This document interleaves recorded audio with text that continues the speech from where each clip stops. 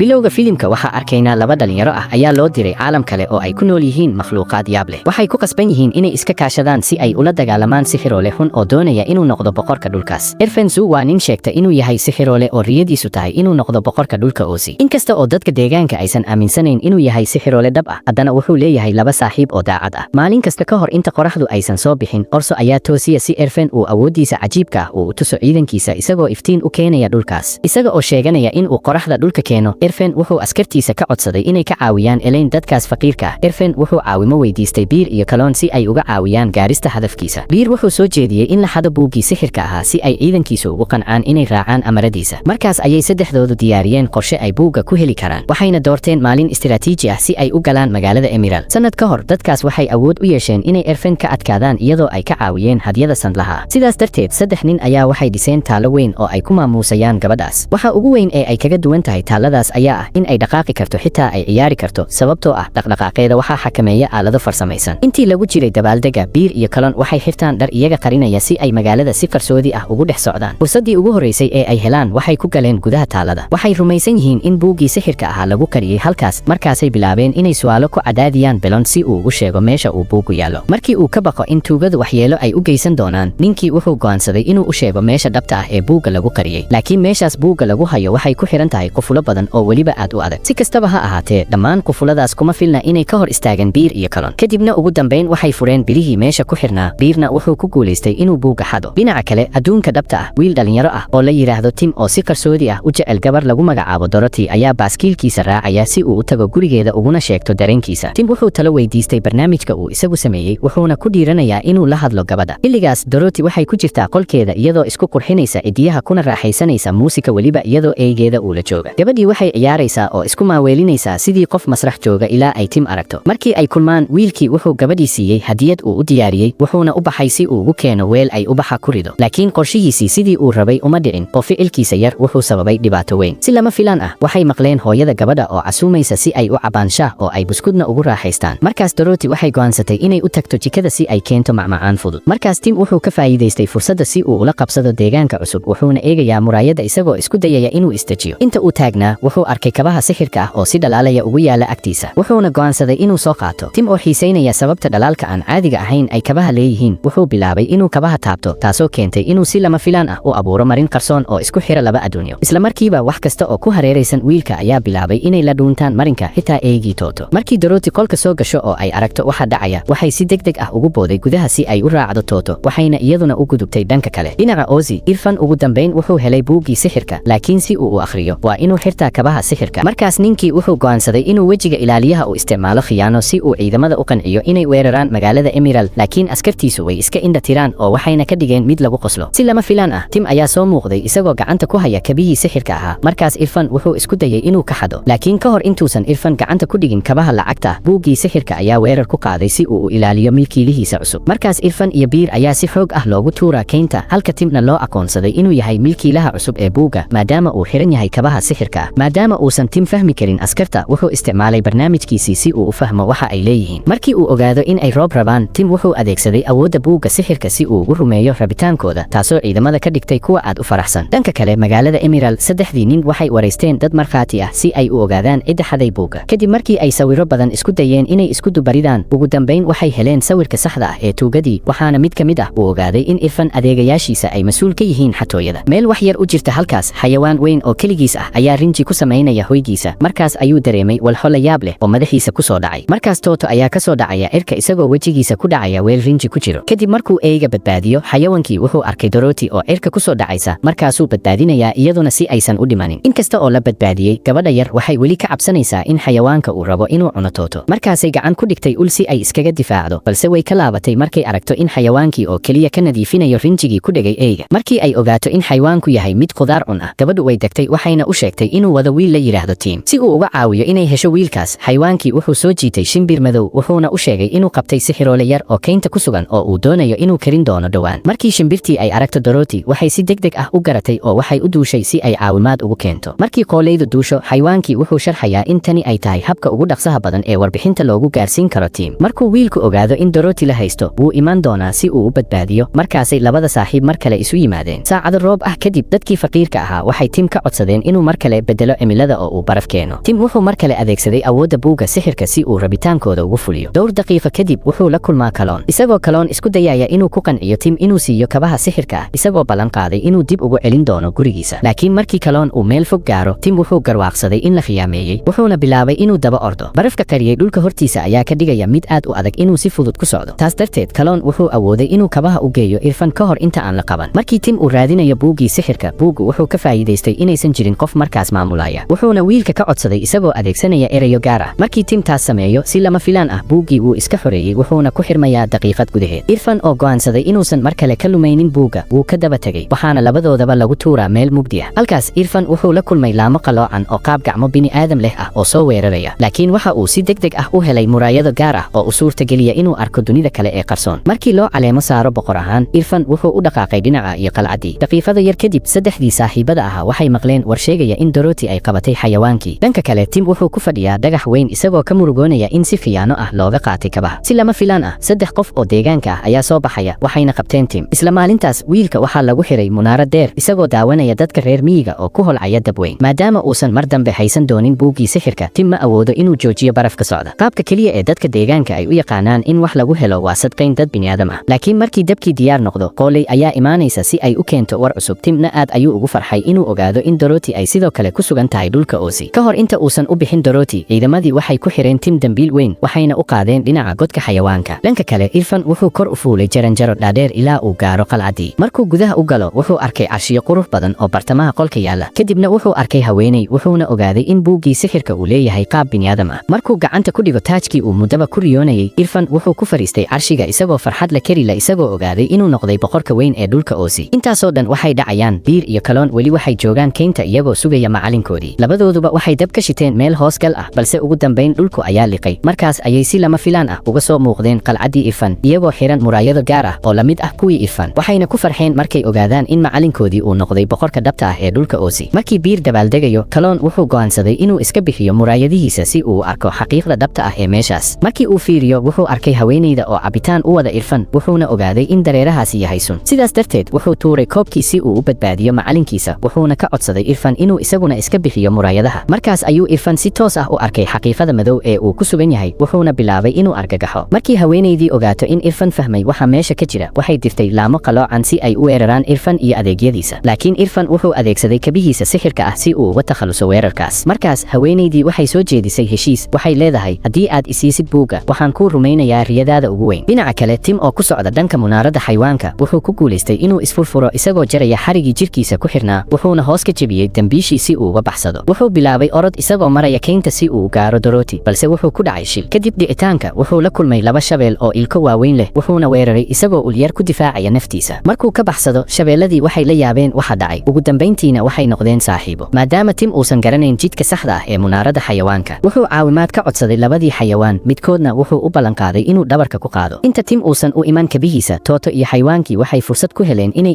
ismadadaaliyaan oo ay ciyaaraan ciyaaro kala duwan. Laakiin Dorothy way ka daashay sugitaanka, waxayna qorsheynaysaa inay ka tagto meesha si ay u raadsato saaxiibkeed. Markaas ayay saddexdooduba ogaadeen in weerar lagu hayo, maadaama dhagaxyo badan ay soo dhex mareen daaqadii muraayadda ahayd, halkaas oo xayawaanku u dabaaldegayo guusha qorshihiisa awgeed. Iskarow wuxuu diray kooxo samata bixin ah si ay u dumiyaan munaaradda, laakiin si lama filaan ah, halkii laga filayay dagaal, xayawaankii wuxuu bilaabay inuu si farxad leh u ciyaaro. Iyadoo uu isticmaalayo ciyaaro jimicsi iyo dhaqdhaqaaqyo la yaab leh, xayawaankii wuxuu ka hortagay in Dorothy iyo Toto ay ku dhacaan dhagaxyada. Sida qorshuhu ahaa, saddexdooduba waxay isdiibeen dhammaadka dagaalka, waxaana gabadhu aad ugu faraxday inay mar kale aragto asxaabteedii. Si kastaba ha ahaatee, waxay ka murugootay markii ay aragtay in Tim uusan la joogin. Si lama filaan ah, Qooleydu ayaa soo muuqatay waxayna weerartay xayawaanku. Laakiin markay ogaato in Dorothy ay nabad qabto, waxay go'aansatay inay iska dhaafto. Waxayna gabadha u sheegtay inay heshay tuugii xaday kabihii sixirka ahaa. Isla markaas askartii ayaa soo muuqatay iyagoo dambiishii wata, balse waxay si degdeg ah u ogaadeen in Tim uu baxsaday intii lagu jiray safarka. Markaas Dorothy waxay raacday baaloon hawada sare u kacday si ay Tim u raadiso. Tim markuu maqlo codka Dorothy, wuxuu isku dayayaa inuu soo jiito dareenkeeda, laakiin kuma guulaysan. Markuu marayay buuraha hoostooda, Tim uu simbiriirixday wuuna dhacay. Wuxuu ku dhacay geed, wuxuuna la kulmay dabagaale kaas oo u tilmaamay wadada qalcadda boqorada Remiina. Markuu dabagaalihii uu ku rido lows yar gudaha geed weyn, daqiiqada gudahooda albaabadii qalcadda ayaa furmaya. Tim wuxuu boqorada ka codsaday inay ka caawiso inuu ku laabto dhulkii uu markii hore ka yimid. Dabagaalihii wuxuu siiyey sir yar, wuxuuna u sheegay in uu 3 jeer ku afuufo si uu dhulka ugu laabto. Laakiin Tim wuu diiday inuu ka tago Dorothy, wuxuuna go'aansaday inuu safarkiisa sii wato si uu u helo gabadha. Si lama filaan ah, Irfan iyo adeegyadiisii ayaa soo muuqday muuqday ayagoo la socda koox doofaaro ah iyo xayawaano kale, laakiin ciidamada ayaa hareerayay wadada ay marayeen. Markaas Irfan wuxuu ku amray xayawaankiisa inuu weerar ku qaadaan askarta. Xilligaas dhammaan xayawaanadii waxay bilaabaan inay ordaan si ay u weeraraan dadka saboolka ah. Tim oo cabsi la dhuuntay wuu ka cararay goobtii dagaalka, waxaana ugu dambayn helaya saaxiibkiis. Iskuru wuxuu bilaabay inuu hoos u dejiyo baaloonkii hawada sare ku jiray si Tim u fuulo, laakiin Tim wuxuu si degdeg ah u ogaaday in Dorothy khatar ku jirto, wuxuuna codsaday in caawinaad u baahan yahay. Markii baaloonkii geed ku xirmo, Irfan wuxuu amray xayawaankiisa inay Dorothy dilaan. Markaas Tim wuxuu halis gelinayaa noloshiisa si uu u badbaadiyo gabadha. Markii Dorothy la badbaadiyo, Tim waxaa qaniinaya xayawaan. Tim wuxuu gaarayaa isla meesha mugdiga ah ee Irfan uu ku jiray, indhihiisana way qalloocmeen markuu xirto muraayadaha. Markaas ayaa boqorad Romina u soo muuqanayso Tim, waxayna uga digtay in Dorothy ay khatar ku jirto. Tim oo ka welwelsan gabadha uu jecel yahay, wuxuu iska bixiyey muraayadaha wuxuuna dib ugu laabtay dunida dhabta ah. Wuxuu si dhaqso leh u fuulay dhagxaanta hawada ku dul sabaynaya, wuxuuna ka baxsaday meelihii mugdiga ahaa isagoo sii maraya albaab qarsoon oo boqoradu furtay. Markaas Irfan wuxuu bilaabay weerar ballaaran oo uu ku qaaday magaalada Emerald. Xayawaankiisuna waxay gudaha u galeen magaalada, laakiin dadka deegaanka waxay adeegsadeen taaladii weyneyd ee lagu maamuusay Dorothy, taasoo ay u isticmaalaan si ay uga saaraan dhammaan doofaaradii xayawaanka ahaa dibadda derbiyada magaalada. Sidaas darteed Irfan wuxuu ku qasbanaaday inuu adeegsado xeelad cusub si uu u guulaysto. Wuxuu go'aansaday inuu furo biyo-xireenka Emerald si uu magaalada ugu fatahiyo. Xilligaas Dorothy waxay ku jirtay murugo iyo quus maadaama ay u malaynayso in Tim uu dhintay, laakiin markii Tim magaalada ku soo noqdo waxaa ka degtay murugadii, waxaana u soo laabatay niyadeedii dagaalka iyo rabitaankii inay dadka u adeegto. Isla markaas qoolleydu Raafan ayaa soo muuqatay, waxayna daaha ka qaadayaan qorshaha Irfan. Waxay sheegtay in daqiiqada yar gudahood magaalada dhan biyuhu dabooli doonaan. Si looga hortago musiibadaas, Tim wuxuu go'aansaday inuu tallaabo qaado, wuxuuna la yimid fikrad ah in la isticmaalo taalada weyn ee Dorothy sidii gaashaan looga hortago Irfan iyo doofaaradiisa. Isla markiiba Tim wuxuu gacanta ku dhigayaa robodka Dorothy, wuxuuna u dhaqaaqay dhinaca iyo biyo-xireenka. Markii ay arkaan xayawaanadii baqdin darteed way bilaabeen inay dib u gurtaan, balse Irfan wuxuu ku amray in ay weeraraan. Maadaama aysan ka hor imaan karin amarkiisa, xayawaanadu waxay isku dayeen inay ka guulaystaan, laakiin mar kale way ku guuldaraystaan, waxayna doorteen inay baxsadaan. Markii doofaaradii xayawaanka ahaa ay baxsanayaan, dhagxaan ayaa jidka ku soo dhacaysa, taasoo keentay in taaladii robodka ahayd ay dhacdo. Xilligaas Irfan wuxuu ku sigtay in la burburiyo, balse si dirqi ah ayuu isku badbaadiyey. Tim wuxuu ka faa'iidaystay fursadaas, wuxuuna u cararay dhanka munaaradda xakamaynta biyaha. Irfan wuxuu si degdeg ah ugu daba tagay Tim isagoo ciidankiisa oo dhan ay la socdaan si uu hubiyo in wiilka markan uusan ka baxsanin. Markii Tim uu xiro albaabadii biyaha, waxaa la qabtay isagoo qarka u saaran in la dilo, balse taleefankiisa ayaa markaas soo dhacaya. Irfan oo la yaaban qalabkan cusub waa uu qaatay si uu u fiiriyo, wuxuuna arkay barnaamijka uu Tim uu sameeyey. Markii uu arko in Tim khatar uu ku jiro, bakaylaha ayaa fikrad helaya si uu Irfan uga mashquuliyo oo uu saaxiibkiis u badbaadiyo. Wuxuuna Irfan u sheegayaa in sida ay qabto saadaasha boqorka dhabta ah ee dhulka Oosi in uu cagihiisa hoostooda ku leeyahay bar gaduudan. Kadibna wuxuu Irfan ka codsaday inuu kabihiisa lacagta ah iska bixiyo si loo xaqiijiyo in qofka la sheegayay uu isaga yahay. Irfan markii khiyaanada lagu sameeyey, Tim wuxuu ka faa'iidaystay fursadaas wuxuuna dib u helay kabihiisa. Tim wuxuu isku dayay inuu cararo, balse doofaaradii ayaa hareereeyey. Markii mid xayawaanka ka mid ah isku dayo inuu kabaha qabsado, si lama filaan ah ayuu uga fuqaa. Markaas Tim wuxuu ogaaday in kabaha sixirka ah ay awood u leeyihiin inay baabi'iyaan xayawaanada. Isla markiiba Tim wuxuu isticmaalay kabaha si uu iskaga difaaco dhammaan makhluuqaadkii. Wuxuuna taleefankiisa kala soo baxay gacanta Irfan. Maadaama uu hadda badbaadiyey magaalada Emerald oo uu dib u helay kabihii sixirka, Tim wuxuu u mahadceliyey saaxiibkiis, wuxuuna u dabaaldegay guushiisa isagoo la jira Dorothy. Habeenkaas labada saaxiib waxay macsalaameeyeen dhammaan asxaabtoodii ka hor inta aysan ku laaban dunidooda iyagoo wata eega Toto. Maadaama Oosi hadda ay nabad tahay, Dorothy waxay isticmaashay kabaha sixirka ah si ay ugu laabtaan dhulkooda. Waxayna farxad ku dareentay xafladii sagootinta quruxda badnayd ee ay saaxiibadeed u sameeyeen. Daqiiqada kadib, saddexdooduba waxay ku soo laabteen guriga Dorothy, halkaas oo Tim uu ku caawiyey gabadha inay nadiifiso qolka oo wax kasta ay hagaajiyaan.